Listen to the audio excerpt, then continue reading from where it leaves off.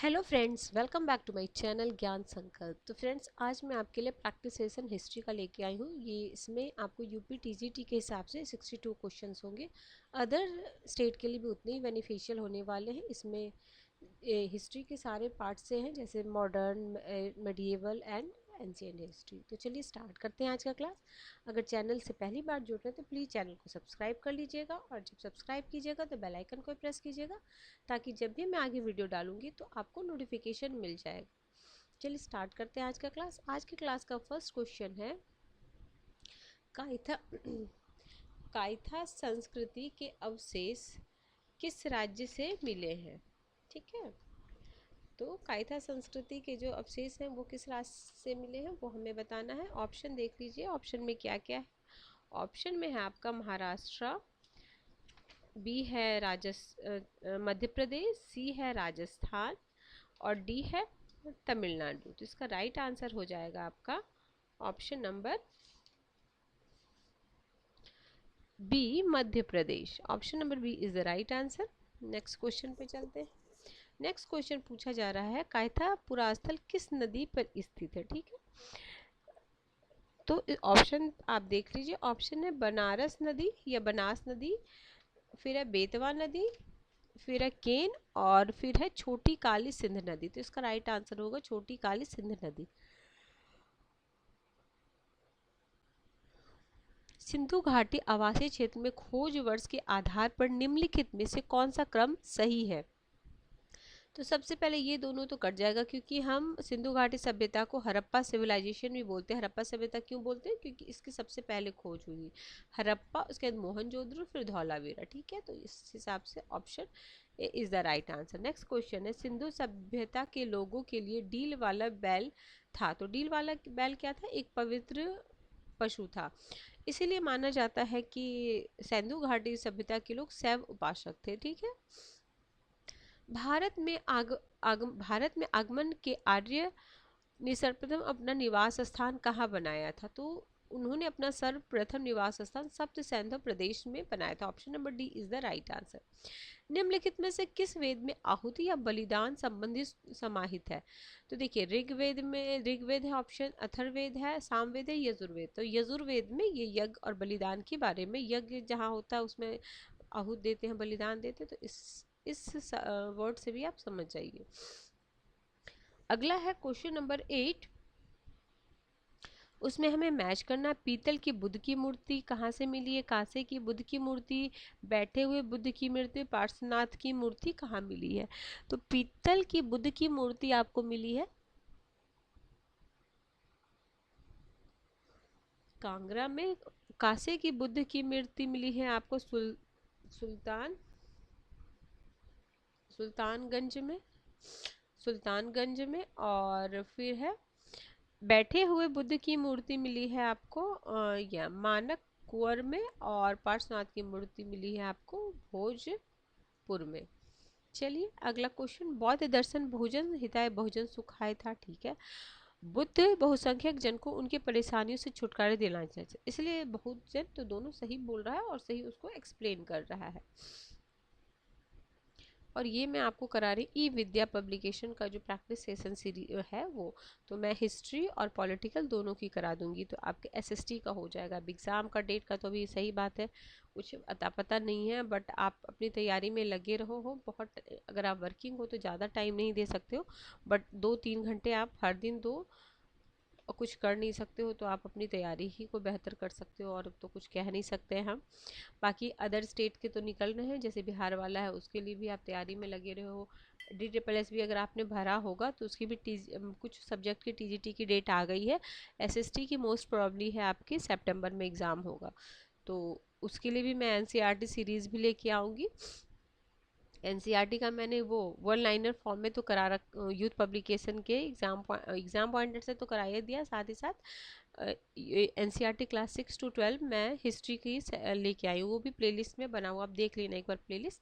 तो हिस्ट्री का 1 लाइनर में करा दूंगी। बाकी उसकी दृष्टि का क्वेश्चन आंसर बैंक है मेरे पास NCERT 6 to 12, वो भी मैं करा दूंगी, क्योंकि DSSS में NCERT बेस्ड क्वेश्चन ही आते हैं। अगले वीर निर्वाण युग किससे संबंधित है? वीर निर्माण देखिए ऑप्शन में है जैन धर्म,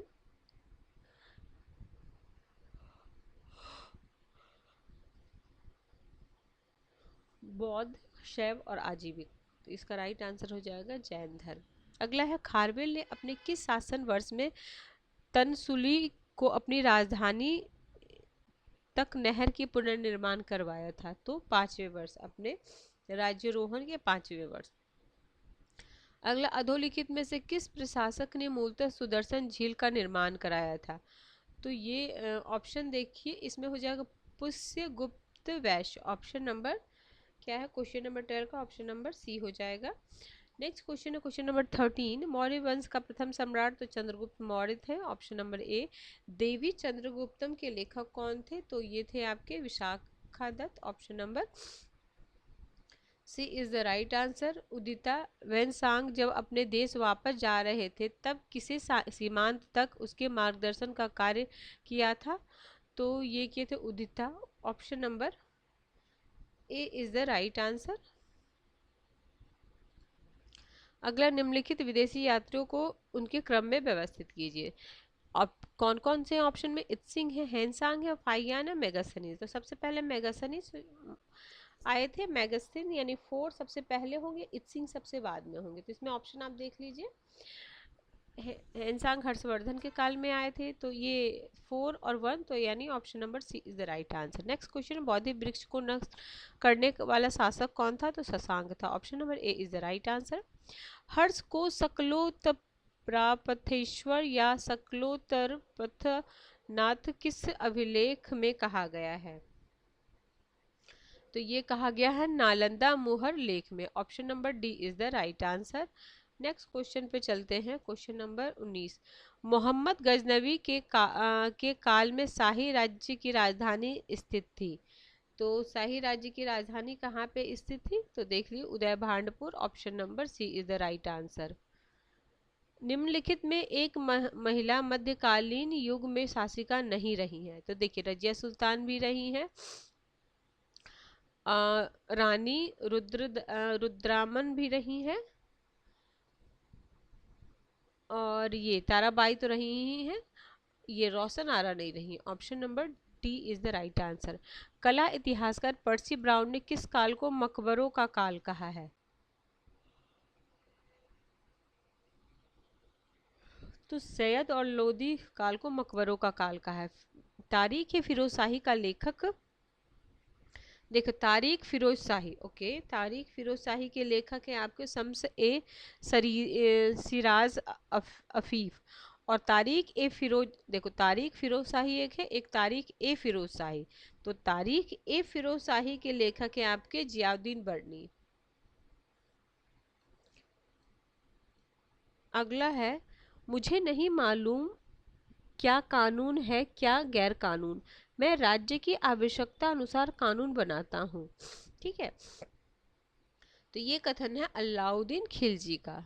ठीक है, नेक्स्ट क्वेश्चन है, किसने अमीरान ए सदा की स्थापना की, जो एक प्रशासनिक संगठन था और जिसके सदस्य राजस्व संग्रहकर्ता तथा सैन्य अधिकारी होते थे?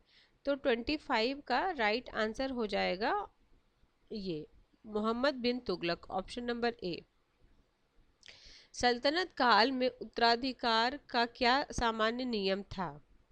तो सल्तनत काल में उत्तराधिकार का नियम था अमीरों के मंतव्य और गद्दी के लिए दावेदार व्यक्ति की अपनी शक्ति एवं क्षमता या योग्यता। Option number D is the right answer. Jahangir के निम्नलिखित पुत्रों में से नूरजहां ने अपनी शक्ति के प्रारंभिक दिनों में किसे संरक्षण दिया था? तो ये दिए थे खुर्रम को। Option number A is the right answer. मसूर और माधव किसके दरबार में मुख्य चित्रकार थे? तो ये थे आपके जहांगीर के। जहांगीर काफ़ी चित्रकला प्रेमी थे, तो उनके काल में काफ़ी सारे चित्रकार थे, बट ये जो मुख्य चित्रकार पूछा जा रहा है तो ये थे। सुप्रसिद्ध कृति तबकात ए अकबरी की रचना किसने की है? तबकात ए, तो ये ख्वाजा निजामुद्दीन अहमद, ख्वाजा निजामुद्दीन अहमद। निम्नलिखित में से कौन मुरक्को ए दहली का लेखक है? तो मुरक्को ए दहली का लेखक है Ghulam Hussain Tabatabai, option C. William Norris के नेतृत्व में एक मिशन व्यापारिक सुविधाएं प्राप्त करने के लिए किस मुगल सम्राट के दरबार में उपस्थित हुआ? तो ये हुआ था आपका Aurangzeb. Option number A is the right answer. Next question है, अकबर और राणा प्रताप के प्रसिद्ध हल्दी घाटी युद्ध किस वर्ष हुआ था? तो हल्दी घाटी युद्ध हुआ था 1576। Option number B is the right answer. 32-33 किस समकालीन ब्रिटिश सांसद ने 1857 के विद्रोह को राष्ट्रीय विद्रोह की संज्ञा दी थी? तो राष्ट्रीय विद्रोह की संज्ञा दी थी डिजायरली ने। Option number A is the right answer. Lord Curzon के प्राचीन भारतीय स्मारक सुरक्षा कानून पारित किया। इस कानून ने क्या राष्ट्रीय स्मारकों की सुरक्षा के लिए लोगों को राष्ट्रीय चेतना में जागृत किया था? तो ये ऑप्शन नंबर सी।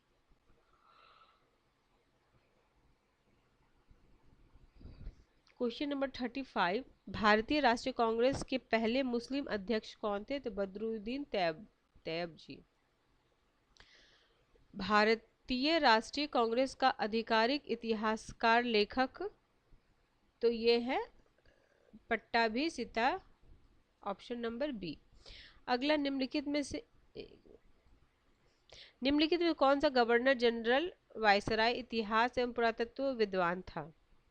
तो ऑप्शन देखिए, रिपन है, विलियम वेंटिंग है, कर्जन है और लॉर्ड डफरिन है। तो option number C is the right answer. पिंडारियों को सुनहरा झंडा किसने प्रदान किया था? तो पिंडारियों को सुनहरा झंडा प्रदान किया था मल्हार और होलकर ने किया था। Option number C. Next question है, भारतीय राष्ट्रीय कांग्रेस के उदारवादी युग में भारतीय ग्लैंड की उपाधि किसे दी गई थी? तो ये दी गई थी दादा भाई नौरोजी को। Option number B is the right answer. सन 1891 एज ऑफ कंसेंट एक्ट के अंतर्गत कन्याओं की न्यूनतम आयु क्या थी? ये इंपॉर्टेंट क्वेश्चन है, ठीक है। तो ये इनकी आयु थी 12 वर्ष। Option number B is the right answer. Next question है, सर सैयद अहमद खान महिलाओं के लिए आधुनिक शिक्षा विरोधी थे, निम्नलिखित में कौन सा दृष्टिकोण से असमान है? एक मिनट, क्या है, थोड़ा सा कटा हुआ है तो देख लेती हूँ, मैं आपको क्वेश्चन से बता देती हूँ। देखो, सर सैयद अहमद खान महिलाओं के लिए आधुनिक शिक्षा के विरोधी थे, निम्नलिखित में कौन सा दृष्टिकोण उनसे असंबंधित था? मतलब उससे संबंधित कौन सा नहीं था, ये आपको बताना है। देखिए, मैं चारों पढ़ती हूँ। महिला कुशल और माताएं गृहिणी बने, ठीक है, ये बात। वे महिलाओं को पर्दा प्रथा के पक्ष में थे, ठीक है। वे बहु विवाह के तर्क संगत मानते। वे स्त्रियों को नौकरी कराने के पक्ष में थे। तो असंगत है आपका यही वाला, ऑप्शन नंबर डी। अगला है, 19वीं सदी में भारतीय पुनर्जागरण में किसका अधिक योग था? 19वीं सदी में भारतीय पुनर्जागरण में किसका अधिक योगदान था? पश्चिमी व्यापार, ईसाईती का, या पश्चिमी शिक्षा, या पश्चिम उपनिवेशवाद का? ठीक है, तो इसका जो राइट आंसर हो जाएगा पश्चिमी शिक्षा का, वेस्टर्न एजुकेशन का। केशव चंद्र सेन के बारे में कौन सा तथ्य सही है? केशव चंद्र के बारे में पूछा जा रहा है आपसे। इसमें कूट में आंसर दिया हुआ। पहला है 1857 ब्रह्म समाज के सदस्य बने, ठीक है। ब्रह्म समाज से अलग होकर उन्होंने एक नए संगठन की स्थापना की। तीसरा है व्यापक भ्रमण करने वाले प्रथम समाज सुधारक थे, उनकी मृत्यु 1905 में हुई। तो 43 का राइट आंसर हो जाएगा 1 2 3। 44 क्वेश्चन है, इनमें कौन देवबंद स्कूल से नहीं जुड़े हुए हैं? तो ऑप्शन में बता देती हूँ, शाह अब्दुल अजीज, मोहम्मद कासिम नानोतवी, रशीद अहमद गंगोही, महमूद उल हसन। तो इसका राइट आंसर हो जाएगा शाह अब्दुल अजीज, ये नहीं जुड़े हुए हैं। बाकी कौन कौन जुड़े हुए हैं? मोहम्मद कासिम नानोतवी, रशीद अहमद गंगोई, महमूद उल हसन, ये सारे जुड़े हुए हैं। चलिए फिर तो वही क्वेश्चन आ गया, क्वेश्चन नंबर 45।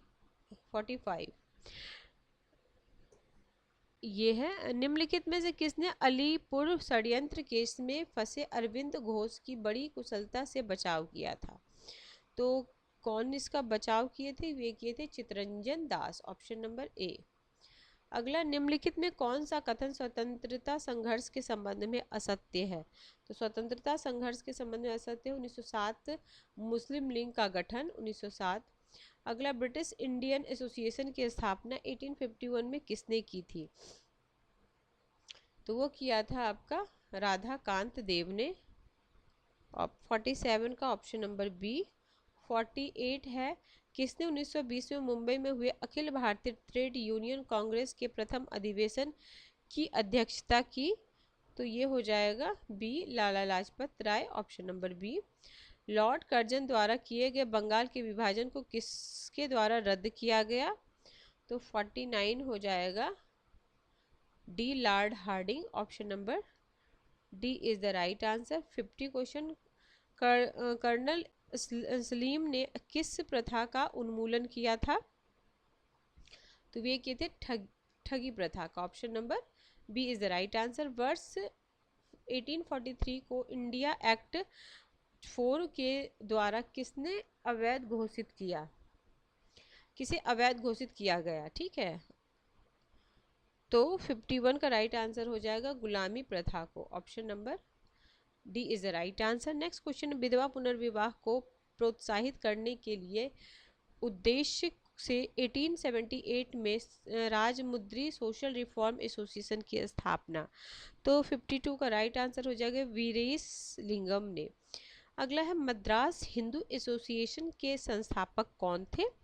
तो इसके जो संस्थापक थे वे थे आपके एनी बेसेंट, वो थी option number B is Dakshineswar संबंधित है।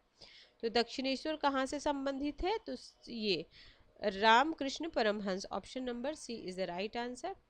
नेक्स्ट क्वेश्चन है 55, दक्षिण भारत के निम्नलिखित जाति के बीच आत्महत्या को जागृत करने वाला कौन था?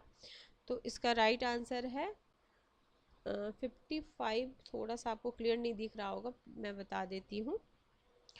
इसका राइट आंसर है नारायण गुरु, ठीक है, नारायण गुरु लिखा हुआ यहाँ पे। नेक्स्ट, ये तो ठीक से है नहीं, चलो अगला क्वेश्चन पे। निम्नलिखित में किसने भारतीय विश्वविद्यालयों में धार्मिक शिक्षा के लिए प्रबलता से वकालत किया था? तो वकालत किए थे Madan Mohan Malviya, option number D. सही क्रम में व्यवस्थित कीजिए, रॉलेट एक्ट है, गांधी इरविन पैक्ट है, मार्ले मिंटो सुधार है, इल्बर्ट विल है। तो 58 का राइट आंसर हो जाएगा 4312। अगला है, अखिल भारतीय मुस्लिम लीग ने अपने किस अधिवेशन में नागरिक अवज्ञा आंदोलन का खुलकर विरोध किया था? तो 59 का राइट आंसर है option number C. Question number 16, निम्नलिखित में काल क्रम में सजाना है, तो इसका हो जाएगा 1 2 3 4। सबसे देखिए, साइमन कमीशन 28, गोलमेज 30, क्रिप्स 42 और ये 44 होता है सीआर का फॉर्मूला।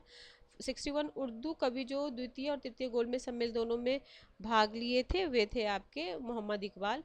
मुस्लिम लीग के प्रत्यक्ष कार्यवाही दिवस का आयोजन कब हुआ था? ये आपका होमवर्क क्वेश्चन है। चलिए फ्रेंड्स, तो आज हमने 62 क्वेश्चन किया है। किसी भी किसी चैनल हेल्प करा प्रिपरेशन में तो जरूर चैनल को सब्सक्राइब कर लीजिएगा और अपने फ्रेंड्स फैमिली में शेयर कीजिएगा। चलिए मिलते हैं हम नेक्स्ट वीडियो में, till then bye bye, keep watching and keep sharing.